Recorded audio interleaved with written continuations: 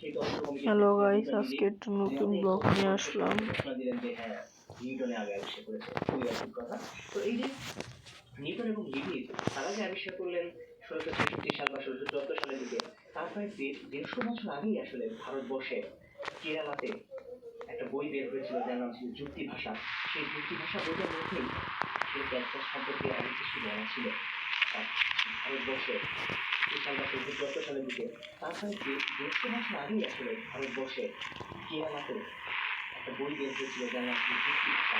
সেই যুক্তি ভাষা বইটার মধ্যেই সেই ক্যালকুলাস সম্পর্কে অনেক কিছু বলা ছিল। এবং আমরা এখন যেটাকে সিরিজ করি, সেই সিরিজ সকলকেই তখনই হারিয়ে যায়নি। ইতিহাস তাকে কিছুটা মনে রেখেছে, যদিও এবং নিজের সাহায্যে আবিষ্কারের মর্যাদা দেওয়া হয়। আর এখানে কিন্তু আরেকটা ছবি আপনারা হয়তো দেখতে পাচ্ছেন, এটা হচ্ছে একটা আপেল গাছ। নিউটনের সাথে আপেল গাছের একটা ভালো সম্পর্ক আছে বা জানা জানে। এটা নাকি নিউটন এই আপেল গাছের তলায় বসে তিনি চিন্তা করছিলেন মহাকর্ষ নিয়ে, এবং সেই গাছটাকে আপেল করতে দেখে তার মাথায় মহাকর্ষের চিন্তা এসেছিল। সেই আপেল গাছের একটা বংশধর নাকি এই আপেল গাছটা, এটা কেন্দ্রীয় যেটাকে জানেন। তো আমি অন্য একটা জিনিস সাথে করতে দেখছি, এই যে গাছটাকে যখন আপেলটা ফুললো, এইভাবে চিন্তা করা যায় এখানে একটা পরিবর্তন ঘটেছে। গাছটা আপেলটা ফুলছে, রাস্তার গাছের মাথায় আপেলটা ছিল, এখন যে জিনিসটা নিচে পড়লো। কিন্তু এইরকম যত পরিবর্তন আছে, সেই পরিবর্তনের দিকটা আসলে ক্যালকুলাস নিতে কাজ করে পরিবর্তন নিয়ে। তো পরিবর্তন নিয়ে যদি আমরা চিন্তা করতে চাই, খুব সুন্দর করে একটা চিন্তা করা যায়, পরিবর্তনটা কত দ্রুত হচ্ছে, পরিবর্তনের গতিটা কীরকম, সেটা নিয়ে আসলে কাজ করে বিজ্ঞানের চর্চা। এবং পরিবর্তনের সংখ্যাটা কেমন হবে সেটা নিয়ে কাজ করে বিজ্ঞান চর্চা। বিজ্ঞান চর্চাকে হচ্ছে বাংলাতে আমরা অন্তরীকরণ করা বা ব্যবকলনীকরণ করাটাকে নিয়ে। তো পরিবর্তন চিন্তা করতে চাই, খুব সুন্দর করে একটা চিন্তা করা যায়, পরিবর্তনটা কত দ্রুত হচ্ছে, পরিবর্তনের গতিটা কীরকম, সেটা নিয়ে আসলে কাজ করে বিজ্ঞানের চর্চা। এবং পরিবর্তনের সংখ্যাটা কেমন হবে সেটা নিয়ে কাজ করে বিজ্ঞান চর্চা। বিজ্ঞান চর্চাকে হচ্ছে বাংলাতে আমরা অন্তরীকরণ করা বা ব্যবকলন বলি, আর অন্যদিকে ইন্টিগ্রেশনকে আমরা বলি সমাকলন বিদ্যা। তো যাই হোক, আমরা যদি ডিফারেন্সিয়েশন সম্পর্কে কিছু ধারণা পেতে চাই, একটা সুন্দর করে আইডিয়া দেওয়া যায়। মনে করা যাক আপনার একটা বন্ধু আছে, সে অনেক ভোজন রসিক, তাকে খেতে অনেক ভালোবাসে, এরকম বন্ধু আমাদের প্রায় থাকে। তো তাকে আপনি বাসায় দাওয়াত করেছেন খাওয়ার জন্য। তো দাওয়াত করলেন ভালো কথা, কিন্তু সে যখন বাসায় আসলো, সে কিন্তু দুপুর থেকে না খাওয়া। আপনি রাতে দাওয়াত করেছেন, তার প্রচন্ড খাওয়ার ইচ্ছা, আপনার বাসায় সে প্রাণ ধরে খাবে, এই জন্য সে দুপুর থেকে না খাওয়া। অন্যদিকে আপনার মাথায় শয়তানি বুদ্ধি, আপনি চিন্তা করলেন যে বেটা তুমি আজকে এসেছো, তোকে একটু মজা দেখাই। তাকে আপনি বসিয়ে রেখেছেন। 1 ঘন্টা পার হয়ে গেল, 2 ঘন্টা পার হয়ে গেল, 3 ঘন্টা পার হয়ে গেল, তখন আপনি খেতে দিচ্ছেন না। তখন তার মনে প্রচন্ড রাগে, ক্ষোভে, হতাশায়, দুঃখে এবং ক্ষুধায় সে, তার অবস্থা মানে খুবই খারাপ, সে আপনাকে পেলে ছিঁড়ে ফেলে। তো তখন আপনি তার জীবনের সবচেয়ে প্রিয় প্রিয় যে খাদ্যগুলো, এগুলো তার চোখের সামনে এনে দিলেন। তো এখন সে খাবে, আর তার খাওয়ার গ্রাফ আঁকবো কিরকম। মনে করা যাক এটা হচ্ছে এক্স অক্ষ, এটা হচ্ছে এক্স অক্ষ।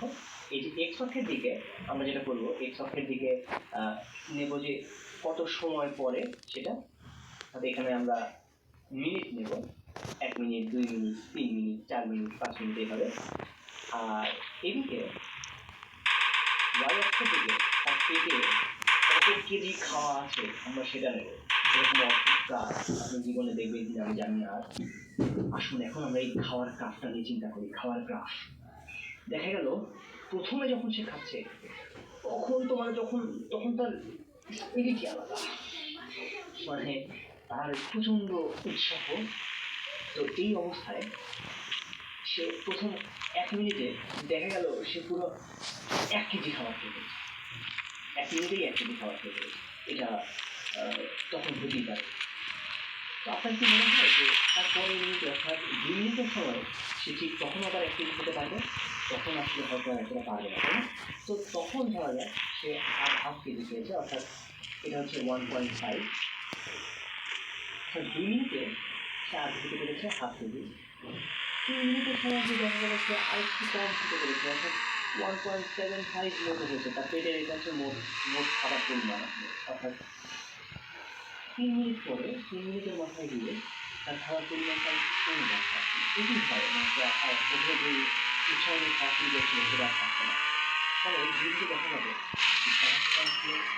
কাজটা আসলে রাস্তা দিয়ে যাবে, হয়তো দেখা যাবে যে কিছুক্ষণ পরে দিয়ে তার যে হাইট হয়তো সে 3 কেজি হতে পারে, সে 3 কেজির পরে আর খেতে পারছে না। 3 কেজি খাওয়া কিন্তু অনেক জায়গায়, তো সে 3 কেজি তখন তার গতিটা একদম অর্থাৎ কিছুক্ষণ পরে আপনি যতই তাকান দেখা যাবে তার পেটের মধ্যে 3 কেজি আছে, কারণ সে আর বেশি খেতে পারে না। তো এটা হচ্ছে তার খাবার। এখন আমি যদি আপনাকে প্রশ্ন করে একটা বলি, এই যে তার খাবারের কাজ, এই জায়গায় আপনি চিন্তা করেন যে তার খাবারের গতিটা কখন সবচেয়ে বেশি ছিল।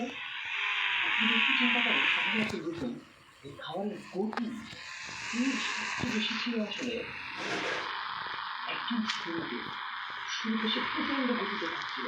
এখন যদি আমি তার খাবারের গতির একটা কাজ আঁকাই, তাহলে সেটা কীরকম দেখা যাবে। প্রথমে তার খাবারের গতি অনেক বেশি, ধীরে ধীরে তার পেটের আসলে জায়গা যখন ভরে যাচ্ছে খাবারে, তখন তার খাবারের গতিটা কেমন খাওয়া কিন্তু অর্থাৎ গতিটা কিন্তু নিম্নমুখী। যদিও তার পেটে মোট কত পরিমাণে খাওয়া হয়েছে, এটা হচ্ছে মোট খাওয়ার পরিমাণ, সেটা পরিমাণ তো বাড়বে, কারণ সে খাচ্ছে অনেক, কিন্তু তার খাবারের গতি কিন্তু কমছে। এবং এই জায়গায় গিয়ে যখন তার পেট পুরোপুরি ভরে গেছে, তখন খাবারের গতি কিন্তু শূন্য হয়ে গেছে, তখন খাবারের গতি নেই। অর্থাৎ এটা হচ্ছে খাবারের গতির কাজ। এটা হচ্ছে মোট কি পরিমাণে সে খেলো, আর এটা হচ্ছে খাবারের গতির কাজ। তাহলে এই যে আমরা মোট কি পরিমাণে খেলো, সেখান থেকে আমরা খাবারের গতি কেমন ছিল তার একটা কাজ বের করে ফেললাম।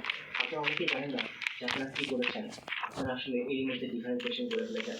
আপনি যদি পৃথিবীর চেষ্টা করে দিতে গিয়ে বলেন স্যার এটা হচ্ছে আমার কার, এটাকে ডিফারেন্সিয়েট করলে কেমন হবে তার একটা কার বাপন, সে মোটামুটি এই জাতীয় একটা কার বাপন দিয়ে দেবে।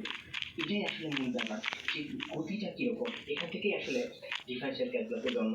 তো এই যে ডিফারেন্সিয়াল ক্যালকুলাসটা আমরা এখানে দেখতে পাচ্ছি, এটাকে আরও সুন্দর করে বোঝা যায় যদি আমরা ঢাল সম্পর্কে জানি। আমরা এই পরবর্তী পর্বগুলোতে ঢাল নিয়ে আলোচনা করব, এরপরে আমরা শিখবো লিমিট নিয়ে, কারণ লিমিট সম্পর্কে না জানলে আসলে ক্যালকুলাস সম্পর্কে ঠিক মতো বোঝা যাবে না। ঢাল, লিমিট এই ব্যাপারগুলো সম্পর্কে আমরা ভালো করে জানবো।